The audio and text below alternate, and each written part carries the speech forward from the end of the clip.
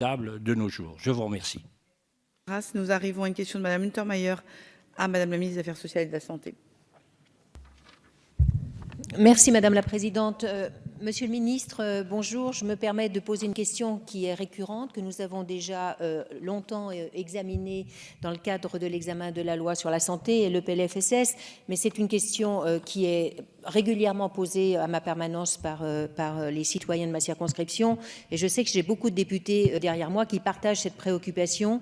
Il s'agit de la désertification des territoires ruraux en matière médicale.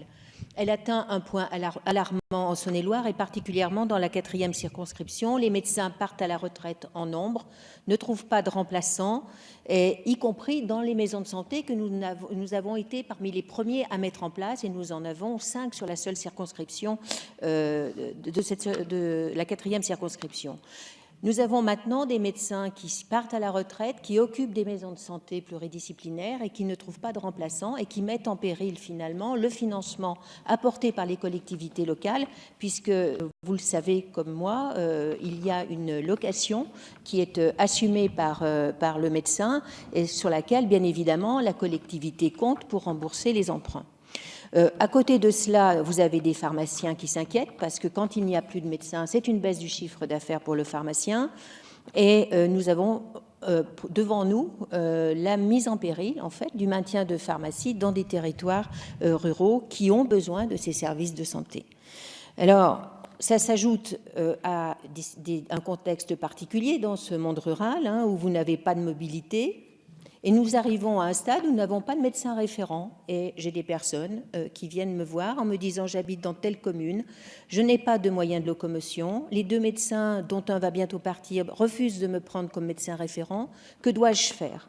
Alors que répondre à ces personnes inquiètes et légitimement inquiètes? Je sais que le gouvernement a fait beaucoup et a travaillé au travers du pacte de territoire santé, qui l'incite à la réalisation de médecins et qui l'incite à la venue sur ces territoires. Mais est-ce que ces mesures incitatives sont suffisantes? Moi, je pense qu'au bout de 5 ans de travail et de bon travail que nous avons mené, il faut tirer la conclusion que ce ne sont pas les mesures incitatives qui nous permettront de résoudre le problème, mais des mesures beaucoup plus coercitives dans le respect des professionnels.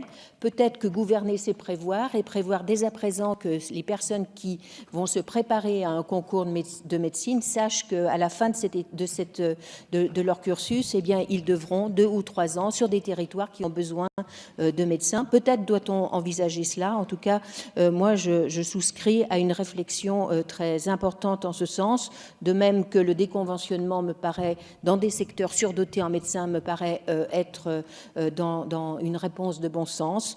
Nous avons eu un refus constant de nos amendements. Je le comprends, puisque ça n'était pas le sens voulu par le gouvernement à ce moment, mais à la fin de ce quinquennat, je pense qu'il faut que nous tracions les lignes d'un avenir beaucoup plus serein pour les territoires ruraux. Merci. La parole est à Monsieur le secrétaire d'État auprès du ministre de la Défense. Madame la Présidente, Madame la députée, vous m'interrogez sur les difficultés rencontrées notamment dans les territoires ruraux pour attirer de nouveaux médecins à l'heure où de nombreux praticiens partent à la retraite. En tout premier point, je voudrais rappeler que, contrairement à une idée bien ancrée, les futurs médecins ne sont pas réfractaires à l'exercice en milieu rural. Bien au contraire, puisque 75% des étudiants en médecine générale déclarent souhaiter exercer en territoire rural ou semi-rural.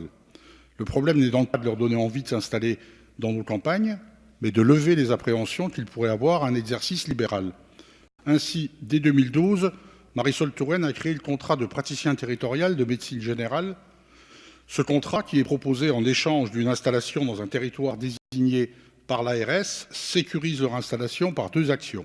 D'une part, il assure un revenu minimum, notamment lors des premiers mois de l'exercice libéral, qui peuvent être financièrement difficiles. D'autre part, en accompagnant les femmes pendant leur congé de maternité avec une aide complémentaire aux prises en charge sociales déjà existantes. Car cela n'aura échappé à personne que la grande majorité de nos nouveaux médecins sont des femmes. Ainsi, dans votre département de Saône-et-Loire, 13 contrats de praticiens territoriaux de médecine générale ont été signés depuis 2012. Mais le pacte territoire-santé ne s'arrête pas là. Il favorise également le développement des maisons de santé pluriprofessionnelles. On en décompte aujourd'hui 26 dans votre département. Vous me dites qu'il est parfois difficile de recruter des médecins au sein de ces maisons de santé, mettant en difficulté les collectivités locales qui participent à leur financement.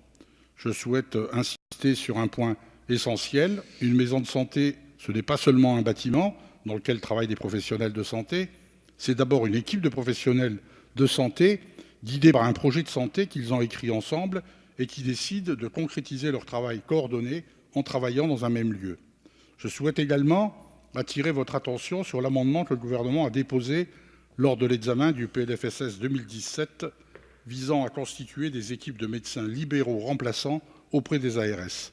Ces équipes viendront soutenir les médecins libéraux installés en zone sous-dense. Il s'agit d'une forte attente exprimée par les jeunes professionnels eux-mêmes. Pour permettre la réussite de ces projets au service de nos concitoyens, l'Agence régionale de santé est l'interlocuteur premier des élus et des collectivités territoriales en soutien à l'émergence de projets collectifs de professionnels de santé. Monsieur le ministre, Madame Untermaier, il reste 5. Merci Madame la Présidente. Merci beaucoup Monsieur le Ministre pour ces éléments et je pense qu'effectivement on peut peut-être espérer de ces médecins volants qui viendront au secours des territoires ruraux manquant de médecins. Ceci étant dit, je pense qu'il y a quand même une démarche un peu contradictoire à considérer d'une part que les médecins sont prompts à venir dans nos territoires, mais et en même temps prendre des mesures incitatives qui laissent entendre que c'est quand même très difficile. Donc je voulais en rester là sur